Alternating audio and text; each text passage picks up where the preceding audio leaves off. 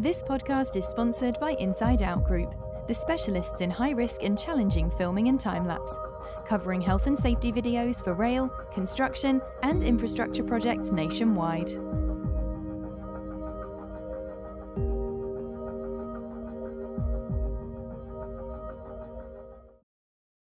And we're live. Welcome to this week's Safer Than Your Average. On the show this week we have Keith. Keith, I'm just going to hand over to you to do a short introduction. Well, thank you. Blair, it's great to be here. My name's Keith Hull, aka the Safety Man. You can see from kind of the posts and banners behind me. I'm the owner and thought leader at TSM UK Consulting Limited. And my aim in life is just really to get everyone home safe. Excellent. Thank you, Keith. So I don't know if you've seen the format of the podcast. We like to go back to the beginning with our guests. So tell us a little bit about your background. Where did you grow up? Well, originally, see, and this is the thing, a lot of people think I'm from South London. I'm actually from North London, but, you know, the two never really should mix. Don't ask me how I got here as a safety professional. If you talk to people 20 years ago, they'd be shocked that this is the role I'm doing now. I started off originally, I was a publican. And I think really that did kind of lead into it because you're dealing with people and basically you are trying to get to people to understand and behave the way you want them to. I started training people to run pubs and things like that and got into behavioural management. And from there, when I decided to come out the pub, I found myself drifting to a safety career. I've got an engineering background and that supported me good with construction. And then moving forward from that, I've just really worked my way up from the bottom within industry, working for some 20 years in the utilities and construction industry. And now I work across the world, Saudi Arabia, Barbados, France, Germany, just helping people understand that it's not that difficult not to hurt people. And we just all want to be safe at the end of the day. Excellent. Thanks, Keith. So if we move forward a little bit, how did you end up moving into your first job? What was your first job in the pub game? In the pub game, believe it or not, and I kind of fell into that. I've never actually planned to actually whichever job I've gone to do. I'm still waiting someday for someone to tap me on the shoulder and go, come on, Keith, you've had your fun. Time to come back with us now. So when I'm in the pubs, believe it or not, it was the World Cup. I was in a pub. And for whatever reason, we will not judge here, I woke up in the pub the morning of the football. And I was there and I knew the manager well. And he said, have you ever served pints? And I was like, no, I've never worked behind a bar. He said, would you mind helping me today? I said, why? He said, because I've got the football on and I've got no staff. And that's how I got into working behind a bar. Okay. I literally fell into that job. And I enjoyed it. I did have another job. I rang that job and went, do you know what? I think I enjoy this one more. And that's how I fell into working in pubs. So, it's not what I'd guarantee everyone to do. I'll just say that now. So tell us a little bit more about it then, Keith. Where did that progress to? Well, I got an opportunity to run my own pub and do things like that. And I worked my way up and eventually I started training people to run their pubs. And that got me into behavioural management and behavioural-based science. And I think one of the things is when you're training people to deal with members of the public, working in a lively pub, and I had some pubs in South London and Croydon, you definitely do learn how to influence and control and educate people into working the way you want them to work. People aren't wrong. Sometimes they're just misunderstood. And when you want to, obviously, people to behave how you want them to behave, you do learn some key influencing techniques. Yeah, excellent, excellent. Okay, so we'll move forward a little bit then. How did you move into health and safety? So, believe it or not, I got to a certain age and I'd met my wife. She actually ran a pub as well. She came from a family of publicans. And we just decided we kind of wanted to go to bed at 10 o'clock at night. So that meant giving up the pub game. And I went back to kind of my first career doing engineering and that in a business. And one day I just was talking to my director and he said, do you fancy training to do health and safety? We think you'd be good at it. So I started at the very bottom. I started off as a trainee health and safety advisor with a mentor. I did my construction certificate. I did my diploma. I went back to university and did that. And I've got to say, that was probably the scariest thing I've ever done. And since then, I've just literally, with the support of IOSH and the support of their program, I've now found myself as a chartered fellow of IOSH and of the IIRSM. Excellent, excellent. Okay, so if we move forward a little bit, what was your first full-time kind of focused safety role? Oh, I found myself thrown in very much that the first role I had with the company I was working with, I was responsible for their 5-year construction program. And I've got to say that I've got to say a lot of thanks to a lot of the contractors working for us, because a lot of their safety people took me under their wing and helped mentor me through, because I was managing, we had a £2 billion construction program over 5 years. We were spending £1 million a day. And very much on some days, I found I was like herding cats. But it was actually about building that team, working with people. And it was there really I got into this thing that, do you know what? We're all working towards the same goal. Sometimes safety professionals really can agree violently. And you do have to say to people, do you know what, guys? You know, we're both here. We're both trying to get people home at the end of the day. And you've got different ways of doing things. But do you know what? We've got that same objective. And it was actually through building those relationships to help people. And I've got to say, one thing I like to do, I like to find people cleverer than me. And by getting those people to share their best practice and working together, we got some really good safety programs in place. So tell us a little bit more about some of those programs. What did you put in place, Keith? Well, the key thing we looked at was actually about sharing best practice, and actually about, between the different contractors, getting them to share learning events early on. So as you can imagine, for some large contractors, it could be quite difficult for them to admit in open forum in front of their colleagues, say, do you know what, the other day we've just had this happen, or we've got this problem. But I think what we need to realise as safety professionals and as managers is, do you know what? We are not an island. I guarantee if you've got a problem in your construction site, in your business, in your safety issue, there's someone out there that's probably also had the same problem and might have fixed it. So by putting together some key director-led safety programs and putting together some real safety forums where we shared best practice and learnings, by having that open environment, we had some really successful buy-in about the fact that it was just about getting everyone home safe. Yeah, for sure, for sure. So if we move forward again a little bit then, Keith, talk us a little bit more through your career, how you got to where you're at the moment. So, like most of my career, it's never been planned. I decided I got to 40 and I thought to myself, Keith, do you know what? Do you really want to just hang out in this salon company as a client? I realised that as myself, if I was going to grow, I needed to move contractor side. I needed to move into a consultancy side just to really understand the other side of the fence. So one of my contractors that I'd always been quite hard on, because they really were great, they kind of made me an offer I couldn't refuse. They rang me up and said, look, you keep telling us we're this good, put your money where your mouth is and come and work for us. So I said to them, I said, I'll give you 2 years. In that time, I got them 3 Gold Rosper Awards. I got them 100% on their Achilles score. And we transformed their safety systems from paper-based to electronic-based, bringing key efficiencies across the area. And that was working as a contractor, gave me just wanted me to reach for more. So when moving on from that, that was 2 years. And after that, I really had to take a break because I'd put so much effort in. So I took a bit of a break. And while I was taking that break, I got a phone call from one of my old directors and said, Keith, I'd like you to do some work for me. I'm working with this company. They're out in France. Can you help me? And what happened there was I said, yeah, great, come and work for you. He said, yeah, you're going to have to do it as a private company. because I need you to come and do it as a consultant.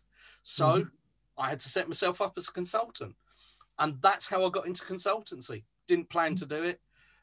I just found myself one day, someone said, can you do this? And I did. So that's how I've got into consultancy. I've been doing it a couple of years now. And yeah, I've traveled, worked across the world and met some great people across Saudi Arabia, France and Germany, and just really built some great relationships. And I found out on my travels, we're actually all not that different. Yeah. You know, and we need to embrace those differences because, again, ultimately, it shouldn't be that difficult. Whatever the law says, whatever rules there are, none of us get up in the morning and think to ourselves, we're going to have an accident. So therefore, what we need to do is make the safe way the easy way. And if we do that, that really helps people work safely, get home and stay well. Excellent, excellent. Okay, so if we continue on, you also mentioned a little bit about IOSH, Keith, and I know you're quite active in the IOSH community. Do you want to tell us a little bit about that? Yeah, I'm a great believer that you don't complain till you volunteered. I'm one of these people that if you don't volunteer, if you're going to complain, you know, volunteer, change it from the inside. Don't throw on the outside and throw rocks. And that probably does get me into a lot of trouble. So I decided I wasn't happy with what was going on in IOSH. So I thought I'll stand for council. So I'm a current council member. And as well as that, I want to give back to the people in IOSH. I want to give back to our members as well. So I've taken the opportunity with the relationships I've built out in the Middle East to mentor a few people out in the Middle East. And I've got to say, just been really successful. My first person I started mentoring has just achieved his fellowship. Excellent. Which is absolutely brilliant, you know, really, really great. But yeah, I'm a great believer in paying forward. Yeah, for sure, for sure. So what's been the biggest challenge in your career then, Keith, to date? Oh, I think the biggest challenge in me is sometimes it's working. I think it's working with people and working out how to get them to understand. So I know that probably doesn't explain that very well, but what you're trying to do is, at the end of the day, you are trying to help people understand what is the right thing to do. And where I've worked across different cultures, and one of the things, obviously, you've experienced this, but obviously some of the other listeners won't have, is somehow I found myself chairing one of the biggest European conferences. I've done it for about the last 5 years. And the big challenge I've always found in my career is getting people to understand, to embrace differences. And the number of times I've been at an event where people are agreeing violently about the best way to do safety. And the best way to do safety is the easy way that works and gets people to do it right. And I'd love to give you an example of this, if that's okay. For sure. So, and I apologize if, you know, people, but I'll give you an example. So, Blair, I'm going to try and work out now whether you're more French or German, okay? Okay. All right. So your bit of interaction is that whether you're more French or German. So near misses, and a near miss is something where an incident has happened, but no one's been injured. Are we agreed on that? Yep. Absolutely. Great. So we're happy on near misses. But would you say a near miss is a leading indicator or a lagging indicator? I like that one. Which one is it? It can be both. If I was leaning, oh no, you can't think about this. You've got to give me an answer like that. If I was leaning towards one, it would be a lagging indicator for me. It's a lagging indicator. So that makes you more Teutonic and German than it does to make you more Gallic and French. Okay. And the reason is because the Germans, culturally, and I know I'm stereotyping here, but the Germans are much more process driven. So the Germans will go, but it's lagging because something has gone wrong. Something has happened. Yeah. So therefore, it's a lagging indicator. Whereas you may sometimes find with more Gallic individuals and French, because the French are a much more Republican and people-based society, they would say it's leading because their attitude is, but we didn't kill anyone. So this is the thing. But ultimately, so I've been to a conference where I actually had a French senior manager of safety and a German senior manager of safety arguing over that one point, was it leading or lagging? And I had to kind of interject to them and say, do you know what? It doesn't matter. What matters is, do we fix it? Because what we've always got to remember, if something goes wrong, if an incident happens, it's not about what the incident that happened. It's not about the blame. It's let's make sure that can never happen again. Yeah. So always remember, if you're arguing with someone over a near miss and do we report it, do we not? Just remember, the important thing is let's make sure we can actually fix it and we make sure that incident can never happen again and never injure anyone. That's an excellent analogy, Keith. I appreciate that one. That's really good. So if we move forward a little bit again then, where do you see yourself progressing to in the future? What's next for Keith? Oh, do you know what? I don't know. I've always said that there's two sides to Keith. There's TSM Consulting. And TSM Consulting, if you kind of tweaked, is the safety man. Because sometimes people say to me, why do you call it TSM UK? Well, it's the safety man UK. But the safety man isn't me. The safety man is a mild-mannered safety professional, just sharing a bit of advice and sharing some love. Okay? That's all the safety man is. And I want the safety man to grow bigger than me. Because the safety man is about a movement and a belief. And the safety man doesn't pass judgment, and it's not there to actually, you know, to argue the case. All I want to do is, as the safety man, is to bring people together, find people cleverer than me that can share best practice. And at the end of the day, we're going to get everyone home safe. And that's what the safety man's about. But TSM Consultancy, we're there to help businesses, big businesses, take big problems and make them little problems. Excellent, excellent. Okay, so if we continue on then, Keith, what advice or guidance would you give to someone starting out in health and safety today? I think the bit of advice you've got to, and especially if you're new, is ask those questions. If you go on site, if you think, always ask the questions, because it's really great. When you turn around to someone that's been doing the job for 30 years and you look at them, if you go over and say, I'm not quite sure you're doing that right, they're not going to take that feedback well. If you go over them and say, can you explain to me why you're doing it this way?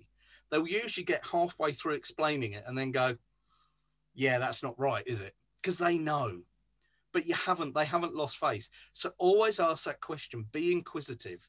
And especially if you're starting out, if you don't think something's right, just say to someone, can you explain why we do it this way rather than that way? And that way you're giving them the opportunity to explain. Because do you know what? You might think, but by getting them to explain it, you might also realize that the way they're doing it is the right way. And this is what it's about. It's about that conversation. So my advice to anyone wants to start in safety, stay fresh, stay inquisitive, and always ask questions. Excellent. Thank you. So just to sum up then, Keith, can you tell us how people reach out to you if they want to get in touch with you? I am everywhere. If they want to reach out to me, I am. They can reach me through my Facebook. They can reach me through LinkedIn. They can reach me on WhatsApp. They can reach me on Instagram and Twitter. So ultimately, or just look on my LinkedIn, give us a ring. My phone number's there. Please drop me a line, reach out to me. I'm always here, and I'm always happy to have a conversation with people. I'd rather people have a 5-minute conversation than try and stress over something for 2 hours. Excellent, excellent. Thanks very much on behalf of the viewers and listeners to the Safer Than Your Average podcast for coming on the show, Keith. Thank you. No, thank you very much. Just to really add, if it's all right, I'd just like to add my Twitter handle is Safety Tweety. So have a look out for me there, and that's where you'll find me. That's the best way to get hold of me, at Safety Tweety. Excellent. Okay, thanks very much, Keith.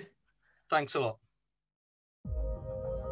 This podcast is sponsored by Inside Out Group, the specialists in high-risk and challenging filming and time-lapse, covering health and safety videos for rail, construction and infrastructure projects nationwide.